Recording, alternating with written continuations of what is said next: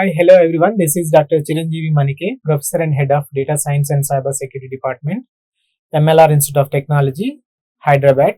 As part of data mining video lecture series, in this lecture we are going to discuss mainly I'm going to give an introduction to the cluster analysis. This is one of the important technique in data mining machine learning. In this we are going to discuss mainly the definition, what is a cluster analysis, and we will also see some examples like applications, in terms of applications where this clustering could be useful, and we will also discuss the different aspects for comparing the clustering methods there, because we will discuss different clustering methods and we will see on what are the aspects we could compare the different clustering methods. So most probably in this or next lecture we will see the requirements for the clustering analysis. So what is a cluster analysis? As we already discussed, like in not much in detail, I already given a definition or a small overview of what is a cluster analysis. What do you mean by this clustering? So cluster analysis, or simply clustering, is the process of partitioning a set of data objects. These objects are also called as observations into subsets. So each subset is a cluster such that objects in the cluster are similar to one another and yet dissimilar to objects in the another cluster. This is very, very important. The point you need to be remember. That is because to find out the best clustering, right, to determine whether the clustering is a best, the quality of the cluster, this is very, very important. That is how the within the cluster, the data points, observations, or the objects must be close, whereas when we compare with the other objects, that there should be dissimilarity. So the set of clusters resulting from a cluster analysis can be referred to as a clustering. So different clustering methods generate a clustering on the same data. Different clustering methods generate the different clusterings on same data sets, because we use like a different approaches to partitions the data. That's why the different clustering methods would generate the different clusterings on the same data. The data set is same, but different methods would generate the different clusterings. So the partitioning is not performed by the humans, but by the clustering algorithms. Humans, we cannot perform, as a human being, we cannot perform the partitioning. Like suppose if there are few tuples, then the humans could easily partition the data at the tuples.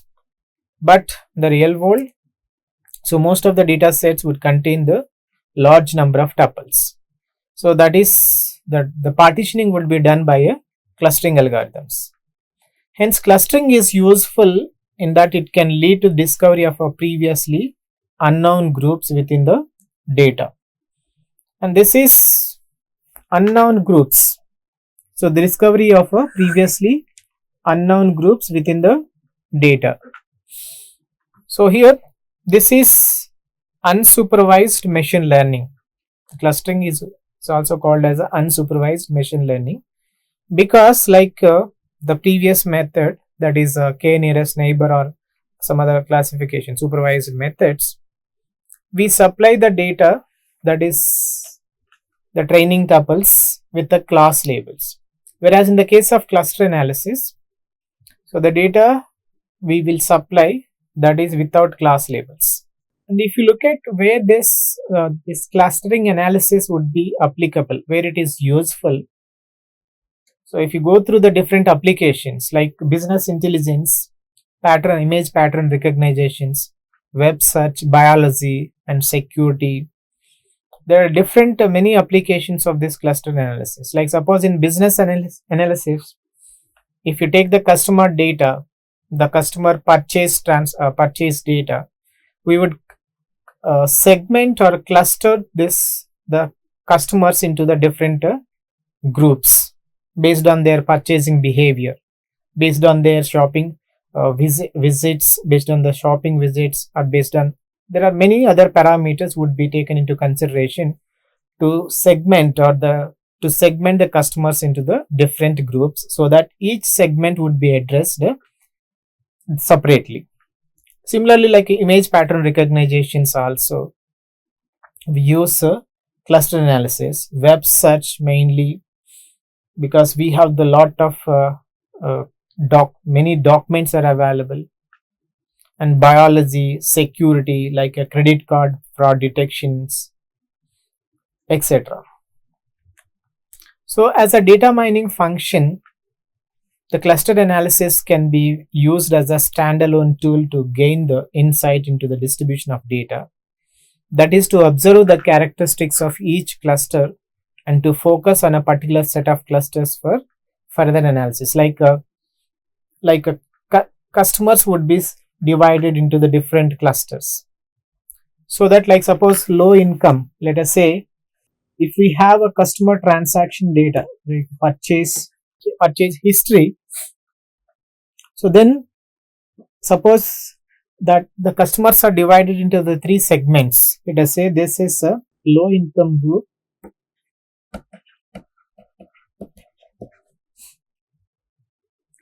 median income,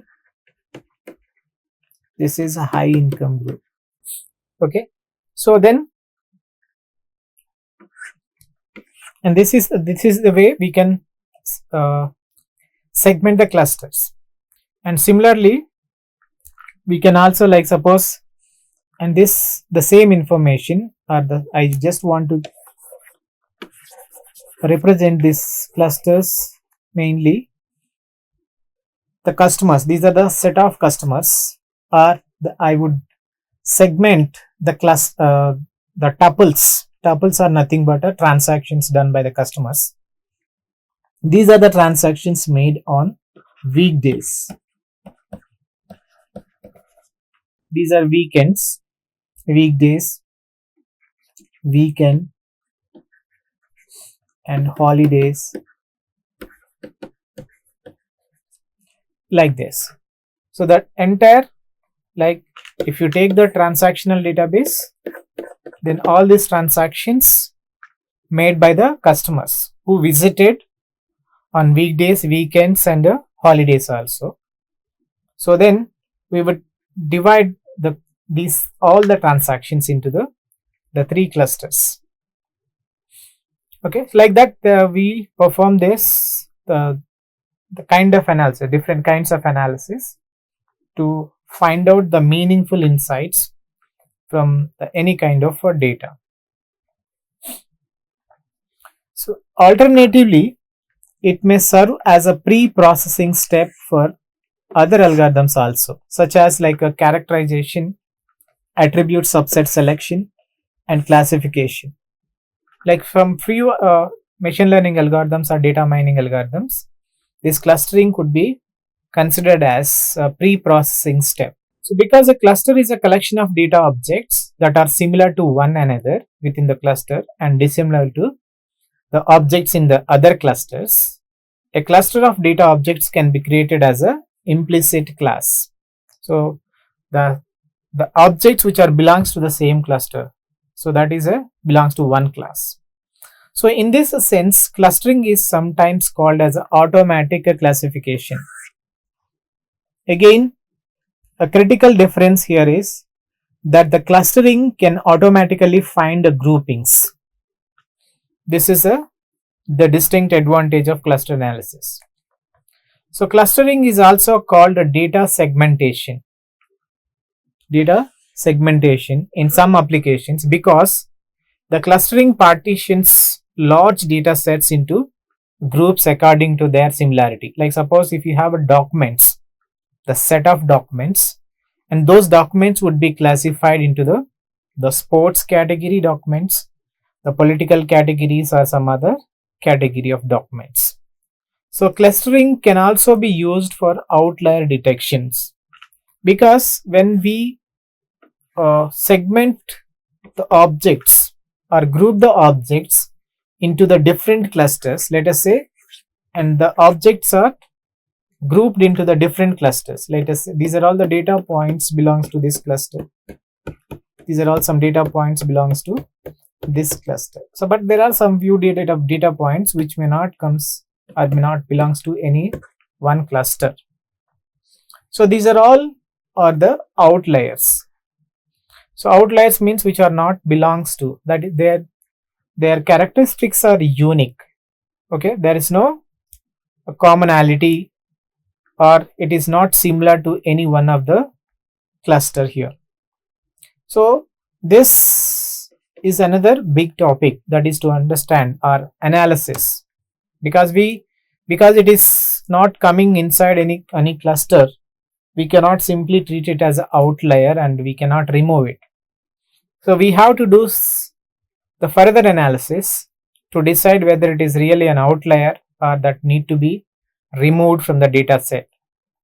Okay, so that kind of analysis need to be done. So that's why here the clustering can also be used for outlier detection. So applications of outlier detections includes like a detection of a credit card fraud transaction and monitoring of criminal activities in electronic commerce, etc. Like a credit card fraud detection, like suppose let us if you draw the amount to spend, okay, the transaction number, this is a transaction number, this is amount you spent, like suppose, and if you plot or if I connect all the transaction amount values and the graph would look like this. If there is like suppose a transaction where the transaction amount is this one, okay, that is completely different from the rest of all. Okay, so from this we can suspect that this could be considered as a fraud transaction. So this is a way, that means, but manually seeing this also, but most of the time, as I said, in the real world there will be many data objects, okay, tuples. So it would be very difficult to manually group the objects. So here we need to use the algorithms to group, like a clustering algorithms to group the objects, so that we could easily identify these outliers. So data clustering is under the vigorous development. So contributing areas of research including the data mining, statistics and machine learning, spatial database technologies, and also the information retrieval, like web search, biology, marketing, many other application areas uses the clustering in it.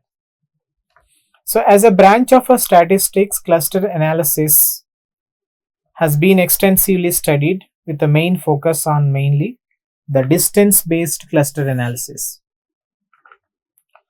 So cluster analysis tools based on the k-means, k-medoids, we will discuss these two in the coming lectures, and several other methods also have been built into the many statistical analysis software packages or systems like a SPSS, SAS, S+, etc.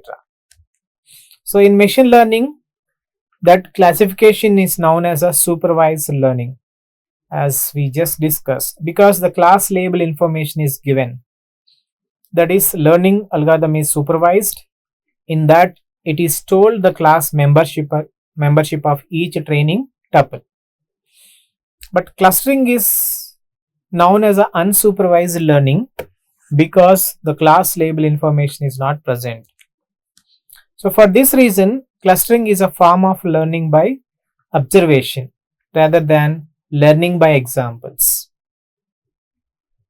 So in data mining, efforts have focused mainly on finding methods for efficient and effective cluster analysis in large databases. That means the clustering that can be scaled to the large databases. So active themes of researchers mainly focus on the scalability of our clustering methods, the effectiveness of methods for clustering complex shapes, example the non-convex, and the types of data, example like graphs or text and image data, and the dimensionality of high dimensional clustering techniques like clustering objects with thousands of features, and methods for clustering mixed data types like numerical and the nominal data in the large databases. So that's it. Thank you for watching this video.